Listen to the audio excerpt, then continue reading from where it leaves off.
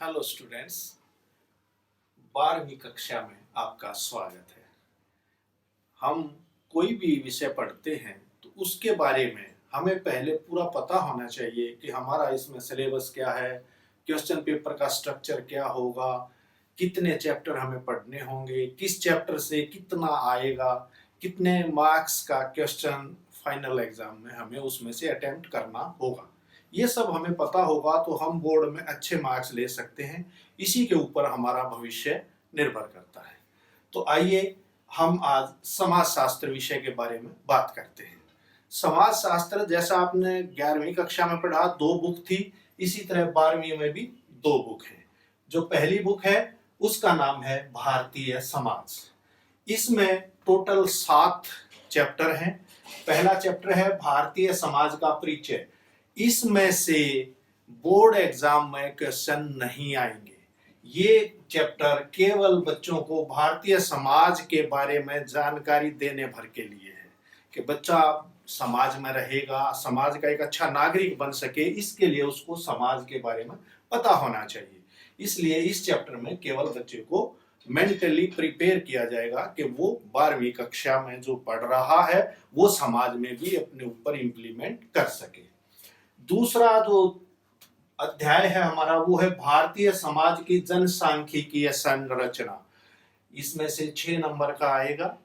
ये हमारा जो चैप्टर होगा इसमें हमें बहुत सारी डेफिनेशंस पढ़नी होंगी, जैसे शिशु दर, मृत्यु दर, लिंग अनुपात, जन्म दर, ये बातें हमें पढ़नी होंगी। और इसमें 2 जनसंख्या के विशेष सिद्धांत होंगे।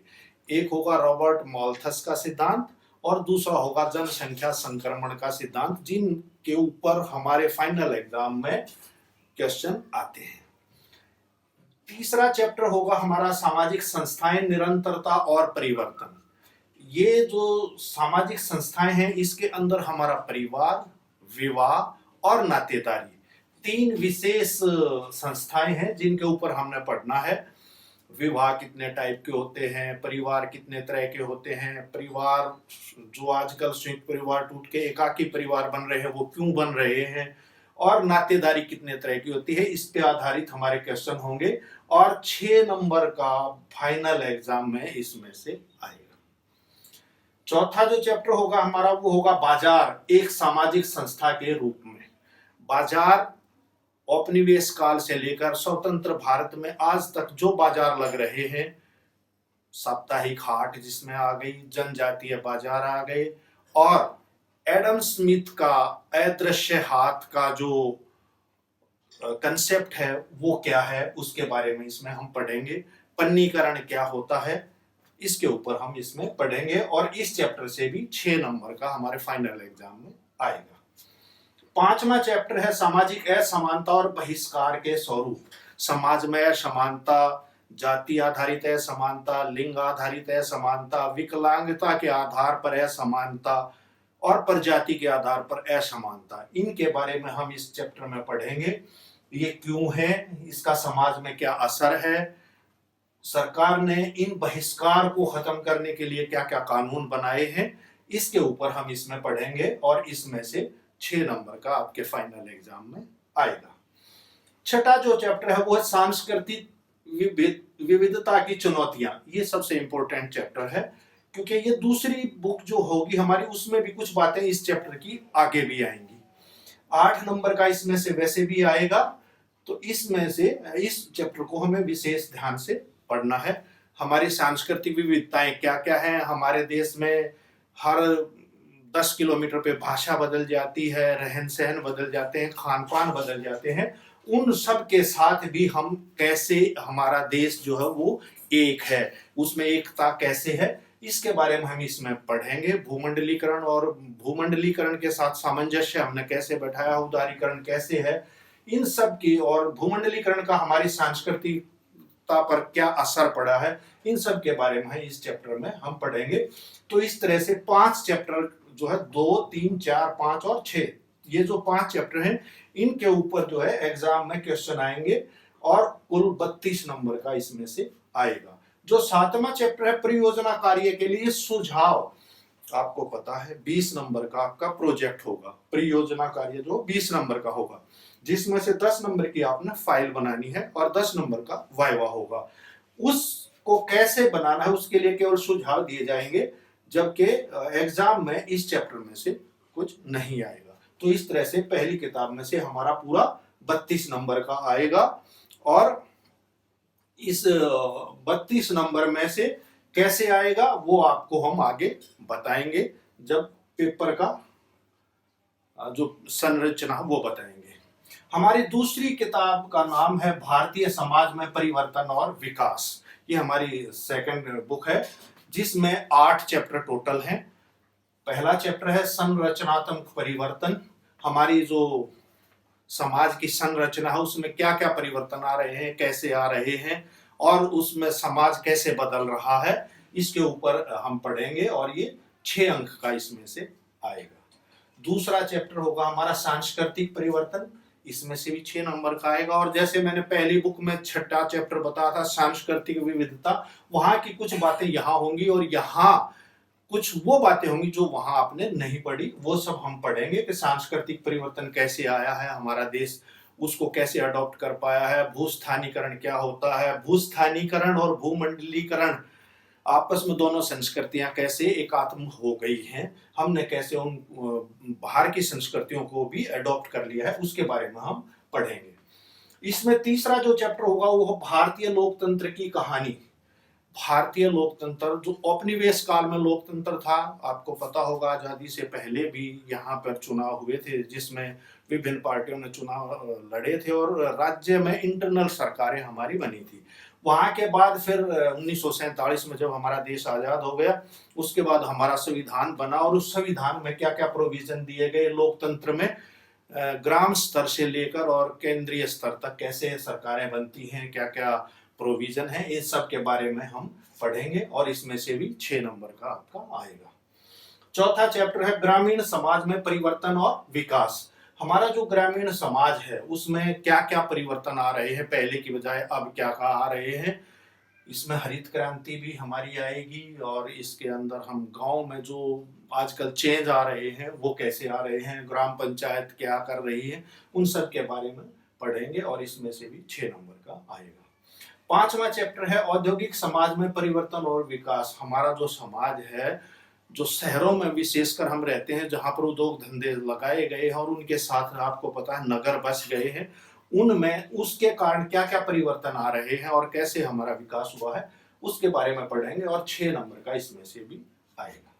छठा चैप्टर है भूमंडलीकरण और सामाजिक परिवर्तन। इन भूमंडलीकरण के कारण हमारे समाज में क्या परिवर्तन आए हैं वो सब हम इस चैप्टर में पढ़ेंगे, और इसमें से भी 6 नंबर का आएगा। इसमें हम भूमंडलीकरण, आधुनिकीकरण और उदारीकरण के बारे में भी पढ़ेंगे। सातवां चैप्टर है जनसंपर्क और जनसंचार, यानी कि हम समाज में आपस में संपर्क कैसे करते हैं, या अपनी बातें दूसरों तक कैसे पहुंचाते हैं।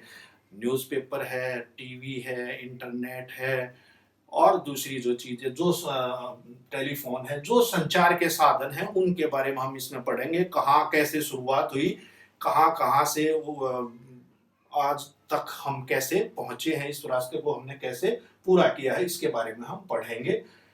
आठवां चैप्टर है सामाजिक आंदोलन।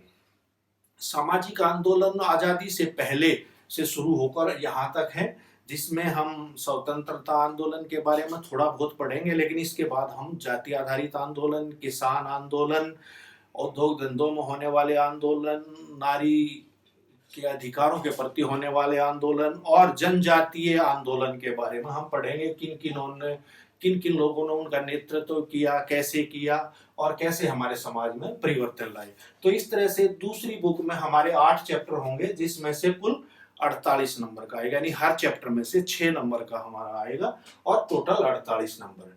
हमारा जो प्रोजेक्ट है वो 20 नंबर का होगा। तो पहली बुक में से 32 नंबर, दूसरी में से 48 नंबर, तो 80 नंबर की आपकी थ्योरी होगी और 20 नंबर का प्रोजेक्ट होगा। इस तरह से हमारा कुल 100 अंक का जो है पेपर हो जाएगा। थ्योरी का जो पेपर है वो पूरा 3 घंटे का होगा। अब हमारा जो प्रश्न पत्र है जो 2020-21 में जो आएगा वो कैसे आएगा, क्योंकि इस साल 11th और 12th का आपने एग्जाम अभी तक नहीं दिया है, तो आपको पेपर के बारे में ज्यादा सा पता भी नहीं है कि इसकी संरचना कैसे होगी, कितने क्वेश्चन आएंगे, किस आधार पर आएंगे, तो मैं थोड़ा आपको उसके बारे में बताऊंगा। हमारे जो क्वेश्चन पेपर है उसमें टोटल 38 क्वेश्चन होंगे, 38। पहले जो 1 से 20 तक के प्रश्न है वो हर एक 1 अंक का होगा, तो 20 क्वेश्चन 20 अंक के। इन प्रश्नों का उत्तर आपको एक शब्द में या एक लाइन में देना है, या आपको मल्टीपल चॉइस दी होगी, 4 प्रश्न के 4 उत्तर दिए होंगे प्रश्न के, तो उनमें से कोई एक ठीक होगा, आपको उसको टिक करना है, या कोई खाली स्थान दे सकते हैं उसको ठीक करना है, या कोई स्टेटमेंट दे सकते हैं जिसमें कुछ जानबूझकर गलती की जाती है उसको आपने ठीक करना होगा। तो इस तरह से ये बहुविकल्पीय प्रश्न होंगे जो 20 नंबर के होंगे, 20 क्वेश्चन होंगे। इसके बाद प्रश्न संख्या 21 से 29, ये जो 9 क्वेश्चन होंगे 21 से 29, ये हर एक 2 अंक का होगा। इनको आपने 20-25 शब्दों में आंसर देना है या 2 लाइन में अपना आंसर देना है। अमूमन ये क्वेश्चन इस तरह से पूछे जाते हैं कि उसमें 2 भाग बन जाए। जैसे आपसे पूछा जाए सती प्रथा का विरोध किसने किया, या ब्रह्म समाज की स्थापना किसने की और उनका मुख्य कार्य क्या रहा समाज के प्रति, तो उसमें हम कहेंगे ब्रह्म समाज की स्थापना राजा राम मोहन राय ने की और उन्होंने सती प्रथा बंद करवाने के लिए सरकार से मिलकर कानून बनवाया। तो इस तरह से 2 लाइन में हमने आंसर दे दिया और पूरे 2 अंक हम अर्जित कर सकते हैं। आजकल वो जमाना चला गया जब हम लंबा लंबा लिखते थे तभी क्वेश्चन क्या पूरे मार्क्स मिलते थे। अब जो है आप जितनी बात पूछी गई उतना लिखेंगे और आपको पूरे अंक मिल जाएंगे। प्रश्न संख्या 30 से 35, ये जो 6 प्रश्न होंगे ये हर एक 4 नंबर का होगा। ये आपने 50 से और 80 शब्दों में इनका आंसर देना होता है या 4 लाइन में आंसर देना होता है। 4 चीजें बताई जाती पूछी जा सकती हैं। जैसे पूछ लिया जाति प्रथा की 4 विशेषताएं बताइए, तो आप 1 2 3 4 विशेषताएं लिखेंगे, आपको 4 पूरे अंक मिल जाएंगे। तो ये जो है 24 नंबर के इस तरह से 6 प्रश्न आपके हो जाएंगे।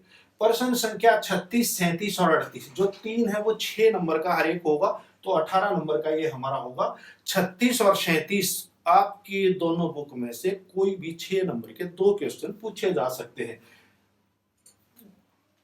जैसे आपसे पूछा जाए कि भाई आप ये रॉबर्ट माल्थस का जनसंख्या के सिद्धांत की आलोचनात्मक व्याख्या कीजिए, तो आप पहले लिखेंगे कि रॉबर्ट माल्थस का जनसंख्या का सिद्धांत क्या है और उसकी आलोचना किस किसने की, किस आधार पर की, क्या बताया गया, वो सब जो है आप उसमें लिख सकते हैं। तो ऐसे 2 क्वेश्चन 36 और 37 होंगे। जो 38 क्वेश्चन नंबर 38 38वां जो क्वेश्चन होगा वो आपको एक पैराग्राफ दिया होगा, उस पैराग्राफ में के आधार पर 2 प्रश्न पूछे जाएंगे। उन प्रश्नों के उत्तर पैराग्राफ में एज इट इज नहीं होते, वो आपने बना के लिखने होते हैं। उसमें से केवल 2 ही क्वेश्चन पूछे जाएंगे। पहला प्रश्न जो होगा वो 2 नंबर का होगा और दूसरा जो है वो 4 नंबर का होगा। तो पहला प्रश्न का हो सकता है उसमें आंसर आपको मिल जाए, लेकिन एज इट इज लाइन नहीं होगी। आपको केवल उससे ये अंदाजा हो जाएगा कि ये उस पाठ में से लिया गया है और उसके आधार पर आपने यहाँ उनके आंसर देने हैं। अगर आप एज इट इज उसमें से छांट करके लिखते हैं तो आपको पूरे अंक मिलने की संभावना बहुत कम होती है। अगर आपने पूरे अंक लेने हैं तो 2 नंबर वाले में 2 लाइन में उसका आंसर दीजिए। कुछ हो सकता है उसमें हिंट हो ना हो, तो आपने बुक पढ़ी है उसके आधार पर उनके आंसर दीजिए। और जो 4 नंबर का है उसको फिर वही आपने 70-80 शब्दों में उसका आंसर देना है।